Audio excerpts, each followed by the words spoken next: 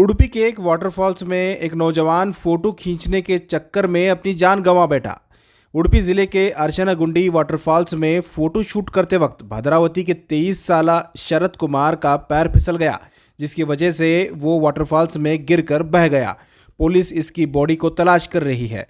खबर की माने तो इसकी मौत हो चुकी है। देखना होगा कि पुलिस के सर्च के बाद क्या रिजल्ट आता है। हमेशा फोटो खींचते वक्त कई हादसा सामने आते रहते हैं। तमाम लोगों से एहतियात की गुजारिश की गई है। बारिश की वजह से पूरे रियासत में आबशार भरे हुए हैं। ऐसे में कुछ लोग घूमने के बहाने बाहर जा रहे हैं, जिसकी वजह से ऐसे हादसा सामने आ रहे हैं।